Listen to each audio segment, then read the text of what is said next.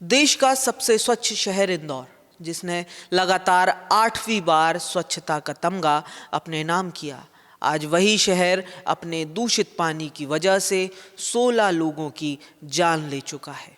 जो शहरवासी साफ सफाई के मामले में अव्वल रहने पर अपनी पीठ थपथपाते नहीं थकते थे, आज एक बदबूदार सिस्टम ने उन शहरवासियों की नाक शर्म से नीचे कर कर रख दी है।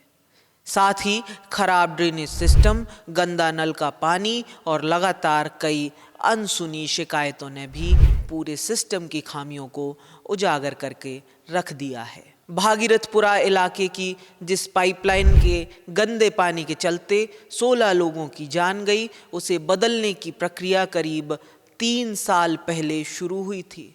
अगर समय रहते पाइपलाइन बदल जाती तो आज जिन्होंने अपनों को खोया है वो उनके पास सलामत होते।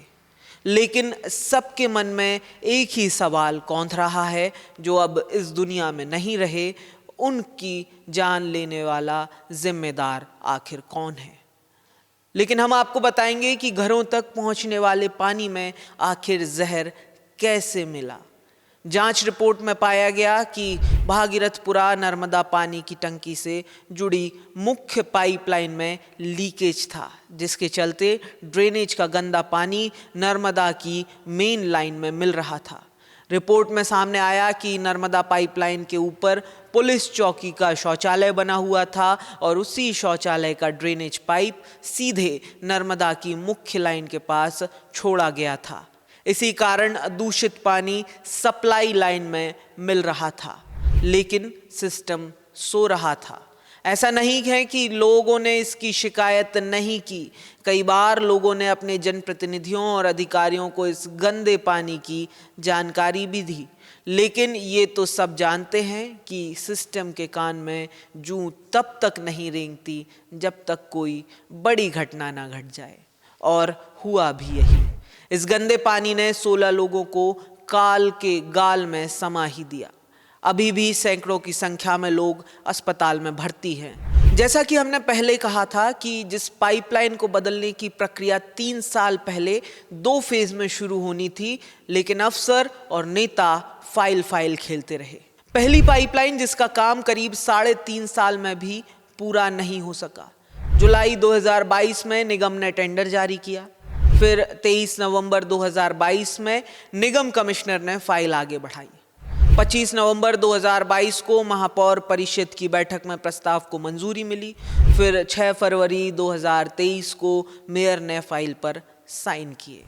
मौजूदा स्थिति यह है कि वर्क ऑर्डर जारी होने के 3.5 साल बाद भी पाइपलाइन बिछाने का काम आज तक पूरा नहीं हो सका।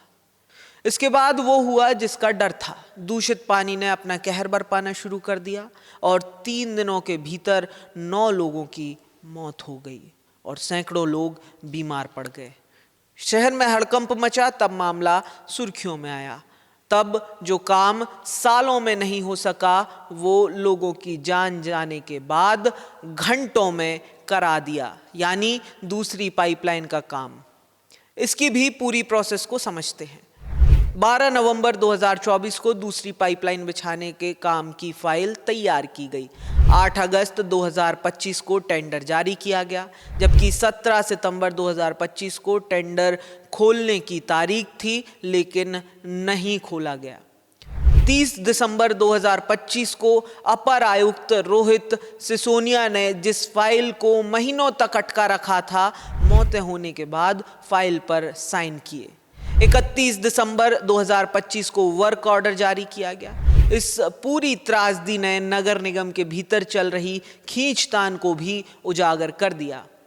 1 जनवरी को हुई एक बैठक में महापौर पुष्यमित्र भार्गव ने अपर मुख्य सचिव संजय दुबे के सामने अपना दर्द बयां करते हुए कहा, अधिकारी सुनते नहीं हैं। वहीं क्षेत्र के पार्षद कमल वाघेला ने देरी का कारण पिछले सालों में इंफ्रास्ट्रक्चर का कोलैप्स होना बताया और कहा कि उन्होंने नगर निगम में कई बार लिख कर दिया था। हालांकि सरकार इस मामले पर सख्त दिखी। उन्होंने कहा, दोषियों पर सख्त कार्रवाई होगी और जिम्मेदारी तो तय करनी थी। फिलहाल मोहन सरकार ने नगर निगम कमिश्नर दिलीप कुमार यादव को हटा दिया है। वहीं एडिशनल कमिश्नर रोहित सिसोनिया और एग्जीक्यूटिव इंजीनियर संजीव श्रीवास्तव को सस्पेंड कर दिया गया है। भागीरथपुरा में दूषित पानी की वजह से जिन लोगों ने अपने किसी प्रिय को खोया, वहां मातम पसरा हुआ है। अभी भी डर का माहौल बना हुआ है।